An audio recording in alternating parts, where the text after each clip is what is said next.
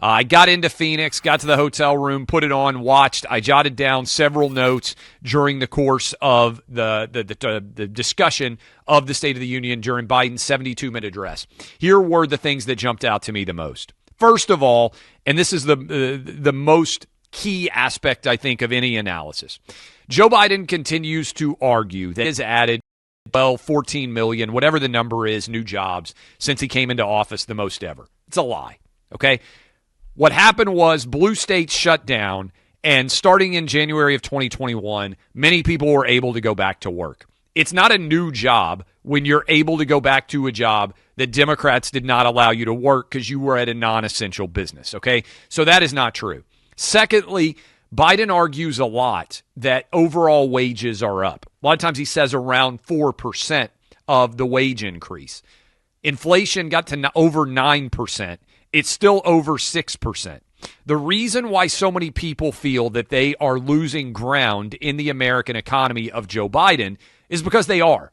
Even if you get a 4% raise, if inflation is 6, 7, 8, or 9%, you are paying more for all of the goods out there. This is important. This is a significant detail.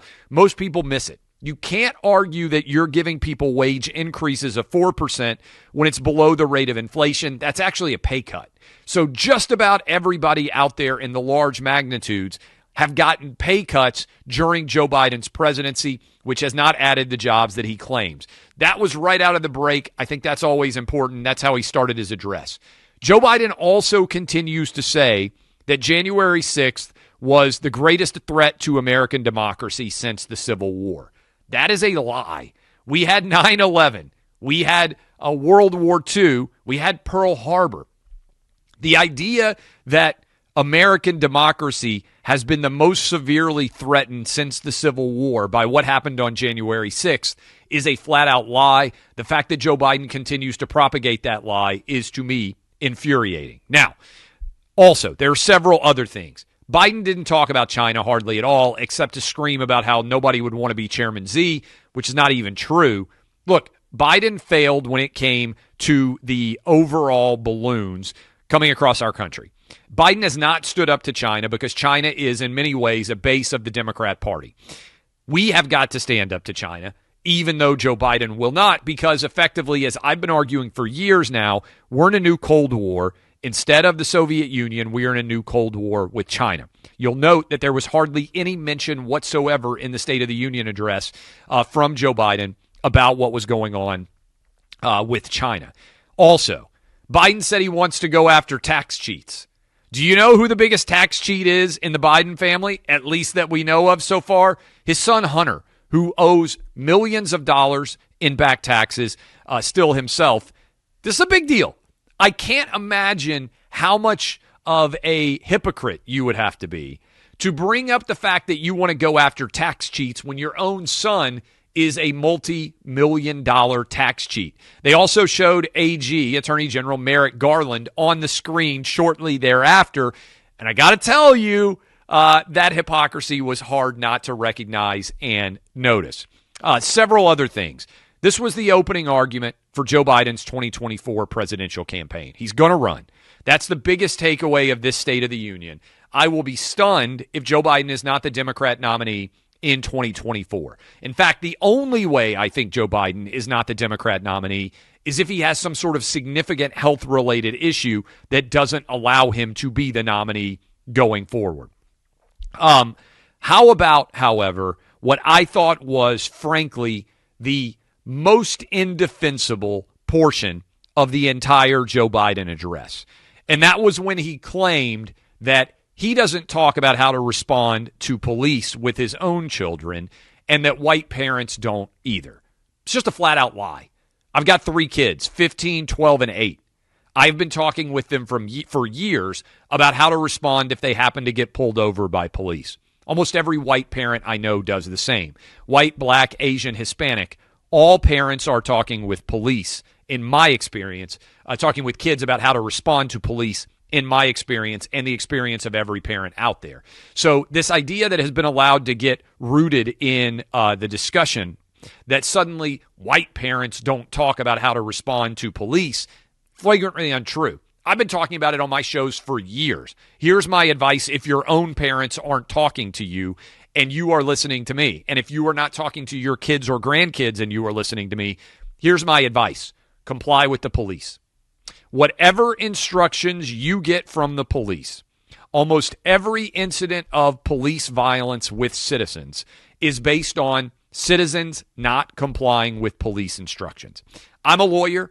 I tell my kids this exact advice. You can challenge any unconstitutional behavior of a police officer in court, thanks to the American system of justice. What you can't do is erase a violent act that takes someone's life or leads to a significant injury. In virtually every prominent case of police violence against citizens, almost all of them, if the police officer had been complied with from the start, we never would have ended up with any violence, okay?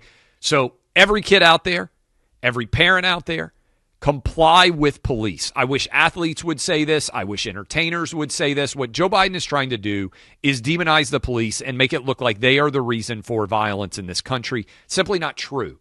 In fact, police overwhelmingly protect Black, white, Asian, and Hispanic lives from danger.